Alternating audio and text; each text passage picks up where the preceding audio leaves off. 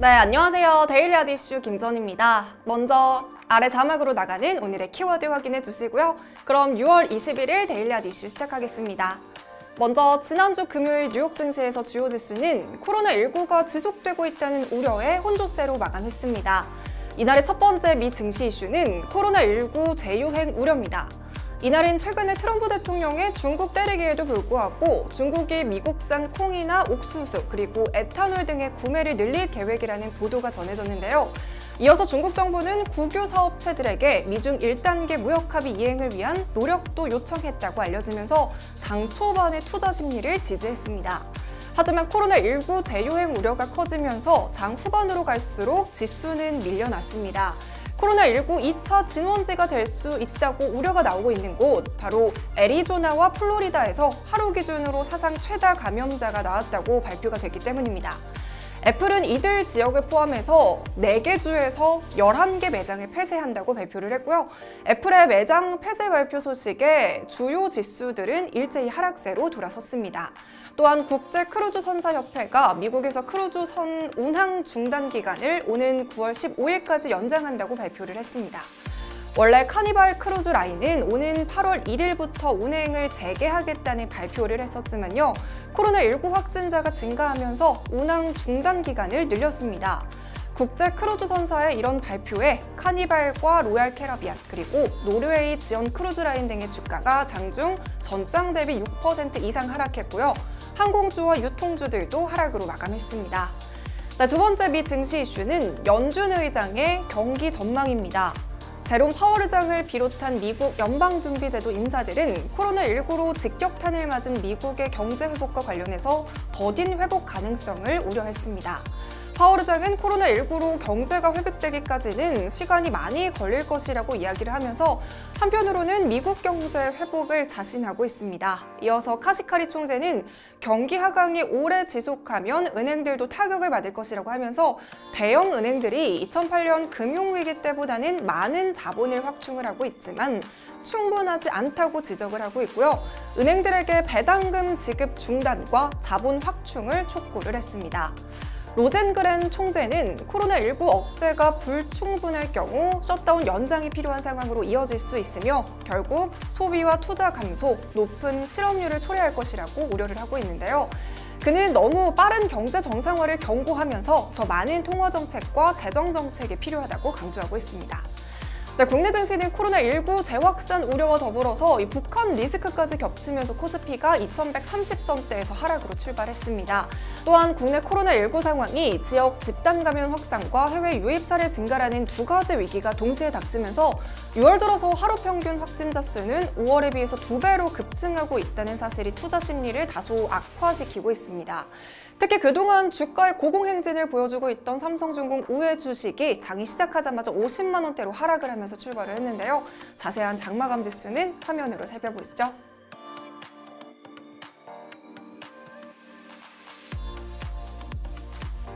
그럼 이어서 오늘의 국내 경제 이슈 살펴보겠습니다. 오늘의 국내 경제 이슈는 면세점 빅3의 재고 할인입니다. 코로나19 직격탄을 맞고 면세점에 쌓여있던 상품들이 이번 주 저렴한 가격으로 시중에 풀리는데요. 국내 면세업계 빅3가 일제히 면세품 재고 상품에 대한 할인 판매에 나섰습니다. 그 규모만 해도 총 440억 원어치고요. 온오프라인 채널에서 구매를 할 수 있습니다. 관세청에서는 총 1,600억 원 규모의 유동성 공급을 예상한 만큼 판매 규모가 점진적으로 늘어날 가능성을 예상하고 있습니다. 앞서 신세계는 지난 3일에 가장 먼저 재고 면세품 판매를 시작해서 준비한 상품들이 조기에 매진된 바 있고요. 이어서 면세업계 1위인 롯데 면세점은 롯데 백화점과 함께 23일, 내일부터 총 200억 원 규모의 재고 면세품을 온오프라인을 통해서 판매할 예정입니다. 프라다와 발렌시아가 그리고 몽클레어 등 최상급 명품을 비롯해서 투미나 토리버치와 같은 대중형 명품 브랜드, 또 메종 마르지엘라니와 마르니, 오프화이트 등과 같이 최근 20, 30대를 중심으로 인기를 끌고 있는 준 명품 브랜드도 포함이 됐습니다. 판매 상품은 가방과 선글라스 등 잡화가 중심이 될 예정이고요. 가격은 최저가 수준일 것으로 예상이 됩니다. 다만 면세품 제품을 유통업체가 사들여서 재판매하는 구조이기 때문에 명품 브랜드의 AS 혜택이라던가 보증서 발급 서비스는 제공하지 않는다고 합니다. 네, 그럼 본격적으로 오늘의 이슈 살펴보겠습니다. 과연 어떤 이슈들이 있었을까요? 네, 먼저 첫 번째 종목은 LET입니다. 지난주에 이어서 오늘도 신규 상장 기업이 있습니다. 바로 LET인데요. 코스닥 시장 상장 첫날 급등세를 보이면서 오늘 상한가에 도달한 종목입니다. LET는 과연 어떤 기업일까요? 2001년에 설립된 LET는 모바일과 TV 분야에서 유기발광 다이오드용 핵심 모듈 공정 장비를 공급하고 있는 기업입니다. 삼성 디스플레이어의 1차 협력사이기도 합니다. 설립 초기에는 검사나 도포 기술 기반의 액정 디스플레이용 모듈 공정 장비를 공급을 했습니다. 하지만 최근 스마트폰 제조업체들은 디스플레이용 일체형 지문 인식과 폴더블처럼 차세대 디스플레이 기술을 적용해서 경쟁사들과 차별화한 제품을 출시를 하고 있습니다. 타 디스플레이 업체들은 주로 팹 장비 중심입니다. 그러니까 제조는 다른 회사에게 맡기고 칩 설계만 하는 경우가 많습니다. 하지만 LET는 모듈 장비 사업 전면에 집중을 하고 있는데요. 특히 디스플레이 제작 과정 중 후공정에 해당하는 모듈 공정은 완성된 패널을 기반으로 고객사 모델에 맞게 최종 가공하는 단계인데요. 제품의 차별화와 안정적인 양산을 위해서 매우 중요한 단계입니다. 따라서 고객사와 제품마다 장비 사양이 다르고 최종 제품의 특성에 맞춰서 변경이 필요해서 설비 수요가 지속적으로 발생하는 분야죠. 하지만 LET는 다양한 장기 라인업을 확보하고 있기 때문에 수요를 충분하게 충족시킬 준비가 되어 있는 부분입니다. 또한 FOD 부착기 부분에 대한 전망도 굉장히 밝습니다. FOD 부착기 지문인식 센서는 디스플레이 특정 위치에 정밀하게 부착하는 설비를 말하고 있는데요. 이미 LET는 고객사들에게 이 설비를 독점적으로 공급을 하고 있습니다. 지난해 전체 스마트폰 중 FOD 채택률은 플래그십 3%, 보급형 5%로 전체의 8%에 불과했지만요. 향후 휴대폰 하단 가운데만 인식되는 FOD에서 하단 전부 또는 전면 전체가 인식되는 FOD가 각광받을 수 있다는 전망이 나오면서 이 기술에 대한 기대감도 커지고 있습니다. 이처럼 LET는 안정적인 수주 라인을 확보하면서 지난해엔 매출액이 469억 원, 그리고 영업이익은 109억 원, 당기순이익은 74억 원을 올리면서 영업이익률과 순이익률이 각각 23.3%와 15.6%를 기록했습니다. LET는 코로나19 확산 이후에 제조 기업 중에는 처음으로 기업 공개에 나선 건데요. 이 기관 투자자를 대상으로 한 사전 청약에서부터 인기가 대단했습니다. 1200대 1이 넘는 역대 세 번째로 높은 경쟁률을 기록하면서 올해 코스닥 시장에 상장한 플레이디에 이은 두 번째로 높은 경쟁률입니다. 공모가 역시 밴드 상단인 7,800원으로 확정이 되면서 신규 조달 자금은 171억 원으로 최종 결정이 됐습니다. 장이 시작하고 LET 주가는 빠르게 치솟았습니다. 15,600원의 시가를 형성하고 곧장 상한가에 도달하면서 2250원의 고점을 찍었습니다. 네, 두 번째 종목은 미래나노텍입니다. 다음 달부터 태극 문양과 국가 축약 문자인 KOR, 그리고 위 변조 방지 홀로그램 등이 가미된 8자리 반사필름식 차량 번호판이 도입이 됩니다.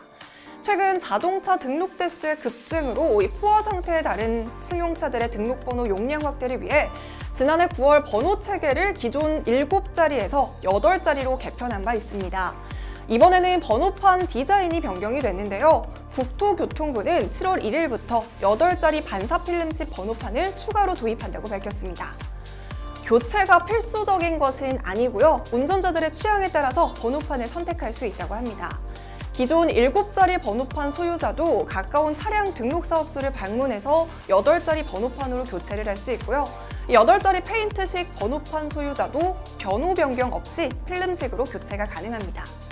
이번에 도입되는 반사필름식 번호판은 디자인을 쉽게 모방할 수 없기 때문에 무등록 차량이나 대포차들의 위변조 방지는 물론이고요. 자동차 전조등이나 후레쉬 등을 반사하는 기능 덕분에 더 높은 야간 시인성을 제공할 수 있고요. 교통사고를 줄이는 효과도 있을 것으로 기대하고 있습니다. 국토교통부에 따르면 이번 반사필름 개발에는 미래나노텍과 리플로맥스 그리고 HJ 등 국내 업체 3곳이 참여한 가운데 미래나노텍과 리플로맥스는 도로교통공단과 교통안전공단이 각각 주관하는 경찰청 단속 카메라 테스트와 품질 성능 검사를 모두 통과한 상태입니다. 특히 미래나노텍은 지난 2012년 국내 도로교통 표지용 초고이동 재기반사 필름을 국산화에 성공하면서 장용실상과 NEP 인증을 획득한 이력이 있습니다. 당시 수입에 의존했던 우리나라 도로교통 표지판 시장의 30% 이상을 국산으로 대체한 것으로 평가되고 있고요. 지난해부터는 화물차 부착이 의무화된 반사띠 KC 인증을 획득하면서 현대자동차와 타타네오 상용차를 고객사로 확보한 바 있습니다. 이런 소식에 미래나노텍 오늘 상한가에 도달을 했는데요. 22,595원에 시작한 주가는 장이 시작되고 가파른 상승세를 보여주더니 9시 16분에 오늘의 상한가인 3,145원의 고점을 찍었습니다. 이렇게 오늘은 신규 상장 기업 LET 소식과 반사필름식 차량 번호판 수혜주 미래나노텍 소식으로 데일리아디 이슈 마무리하겠습니다. 오늘도 시청해주신 모든 분들 고맙습니다.